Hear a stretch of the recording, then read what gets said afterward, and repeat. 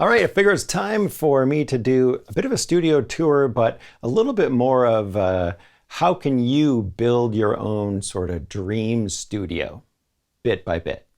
Because a whole lot of you are starting out with this stuff, or maybe you've been at it for a little while, you want to kind of level up a little bit. So I thought I'd just go around and talk about the stuff I've got in my studio, how I got to where I am, and then just tell you what I feel is important in a studio. And of course, everybody's going to have different priorities. Some of you are recording a ton of audio, so you'll really want to think about microphones and your audio interface and stuff like that.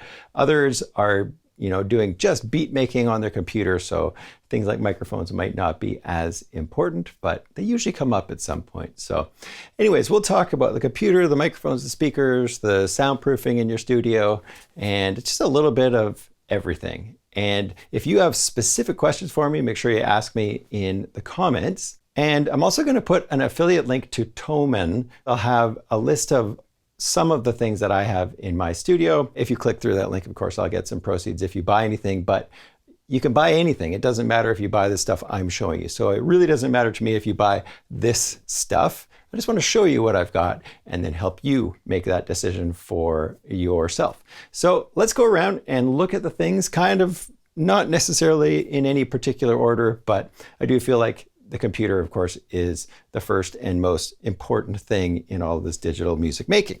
So I have the latest M1 MacBook Pro, the 16-inch version.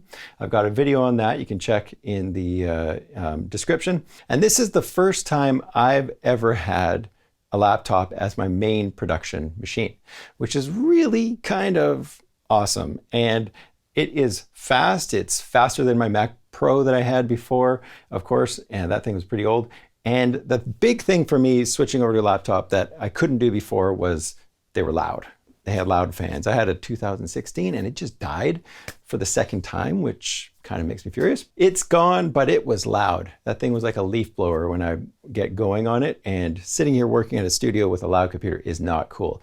I saw that Bo Beats is working with the studio. I think he's got some problems with noise. I think that might be an issue with that one. So if you were to get something like that, you probably just wouldn't want to have it on your desk. And I had a little cabinet that I had made for my Mac Pro. But the thing with that is you do have to be careful with overheating. I think I did actually cook that Mac Pro at one point and had to get the logic board replaced. And I used to work with multiple monitors, but now I don't have to. I've got one TV and then the MacBook Pro down below, and I've got everything at just the right height that I can see everything. I can see over top of the laptop display. My neck gets a little tired working on the big TV, and so then I can just go down to the laptop if I need to. But the beautiful thing about these new laptops is you can put so much storage and so much RAM in them, and then you can take it with you. So I don't have any external hard drives regularly plugged into this computer, which has never happened to me before. And it's because it's got so much storage on there. I've got 4 terabytes, and I load it up with all of my favorite virtual instruments. I work on my projects, and music projects never really take up that much space, but my video projects, I just keep dumping them off the computer. I work on them, finish them, dump them onto hard drives, and then get them off of the machine. So laptop is now a perfectly viable option for you in the studio. It also means I can take this thing with me, and I've got everything for the first time in my life on a portable device. The TV itself, I get so many questions on this TV. I think it's my #1 asked question on YouTube is, what is that massive display?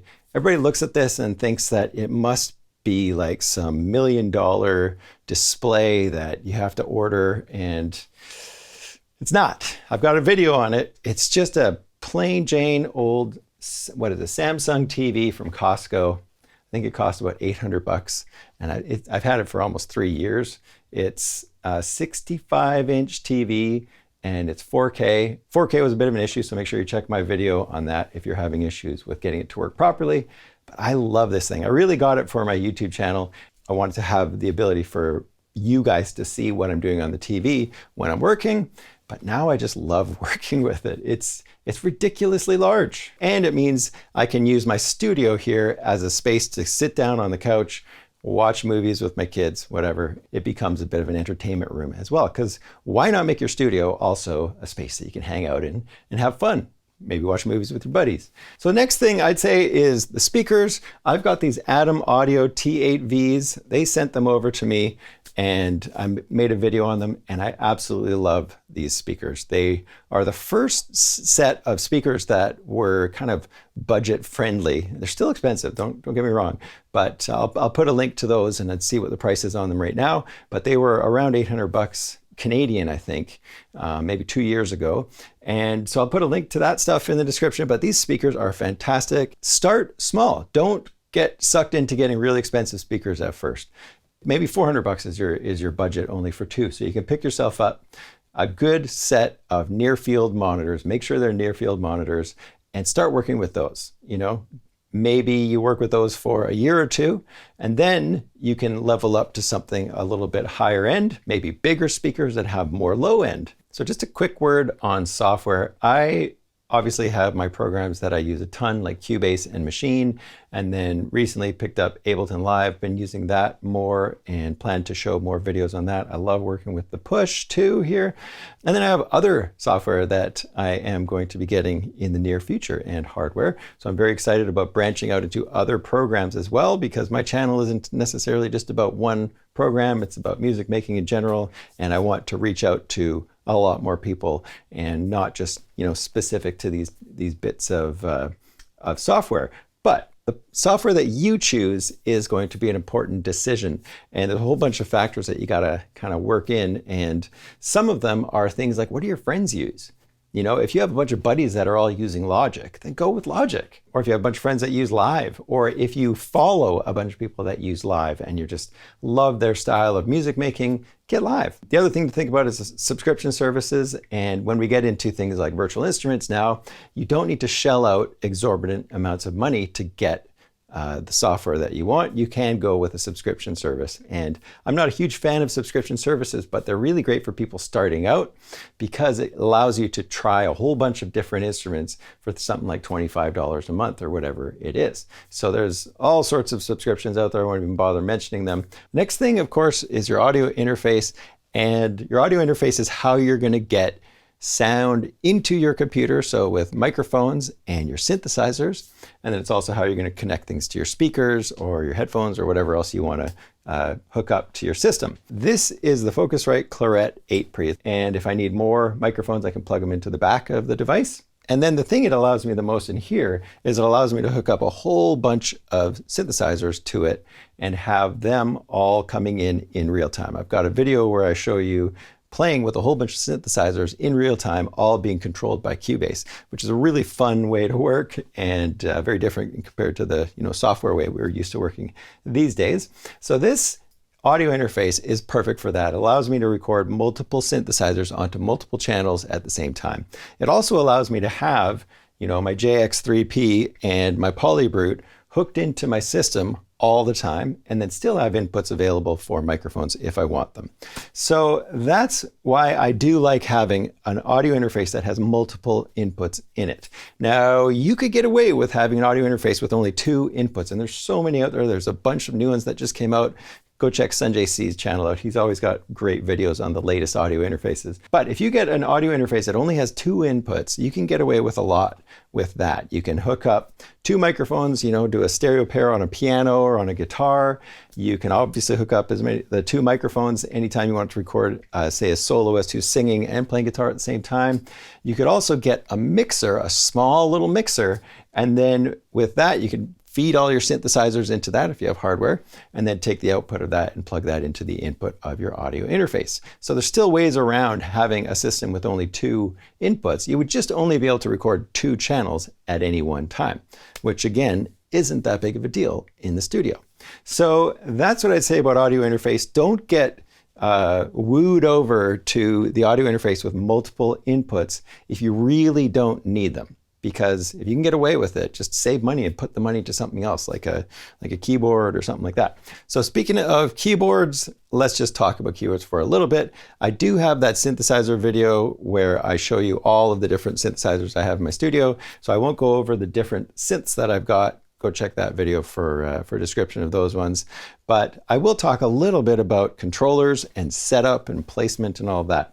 I do have a video where I talk about how I made these rails or I got these rails for my controller off Amazon. They were really cheap, but I would not play this keyboard very hard because I'd be concerned about, the structure of it. So you really have to proceed with this setup at your own discretion.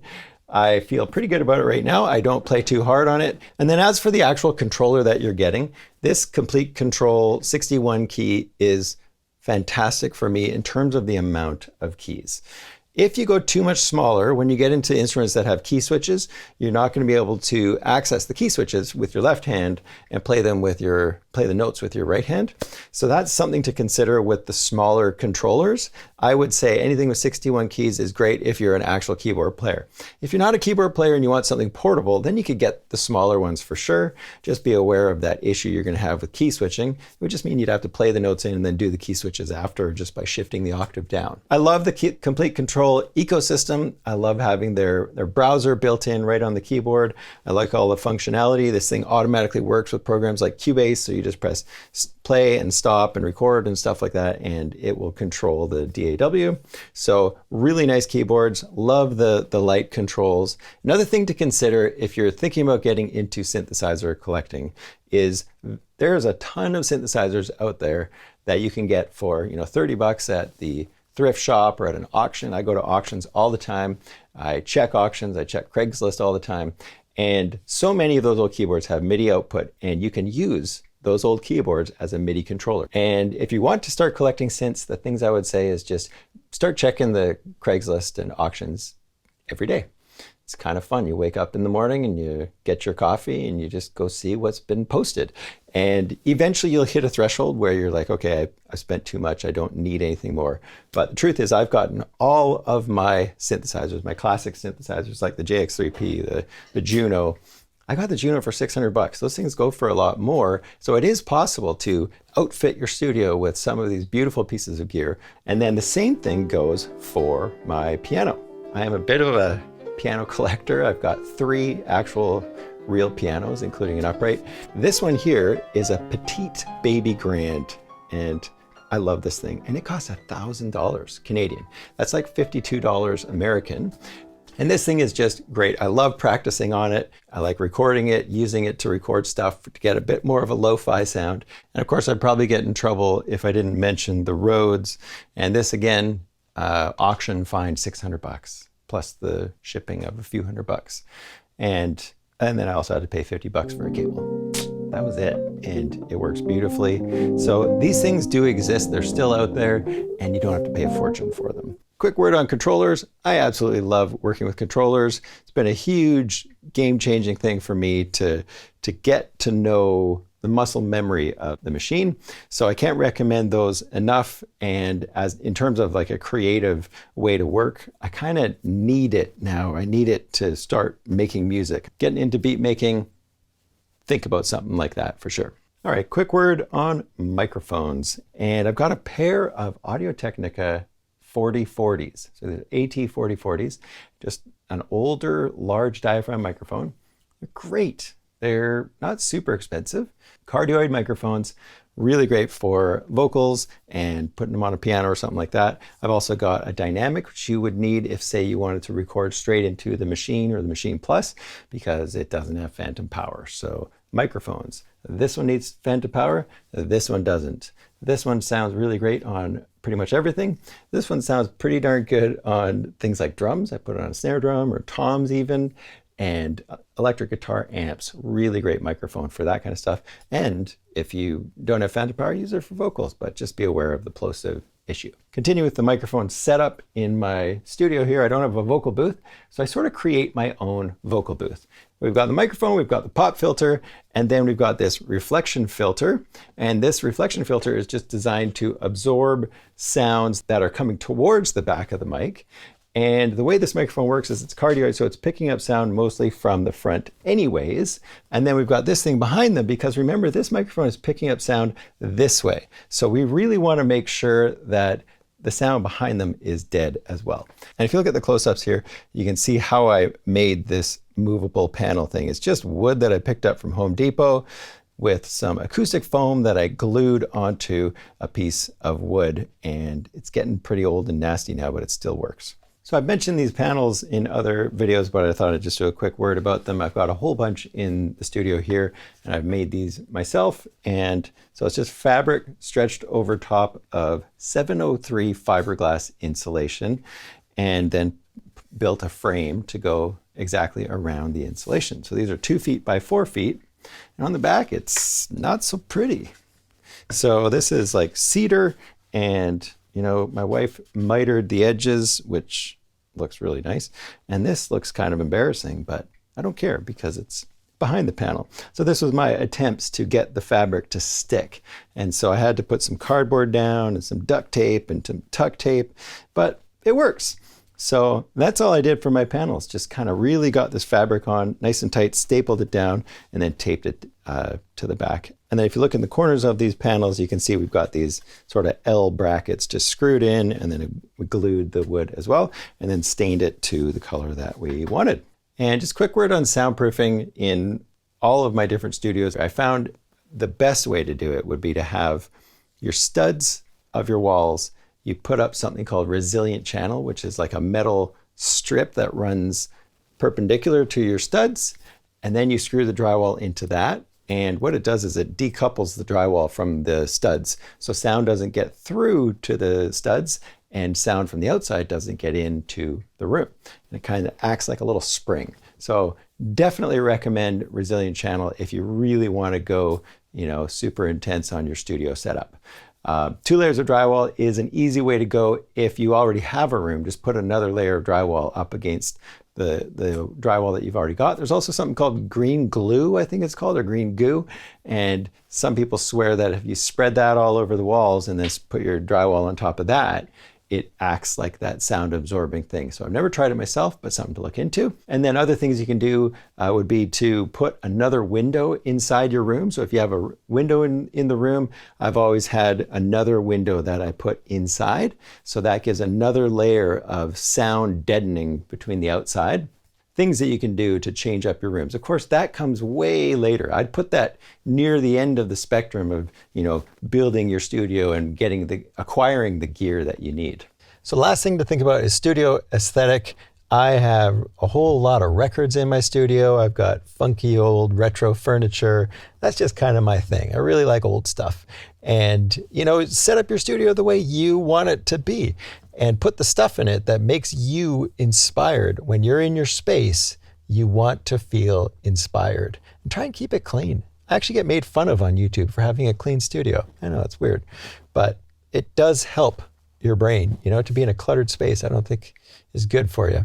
Anyways, I've got a video coming up on practicing. Make sure you hit the subscribe button. I feel like that's going to be a very useful video to a lot of people and has been very important for me on my musical journey of the last 10 years, which is kind of exciting. So hit that subscribe button and the bell, and we'll see you in the next video.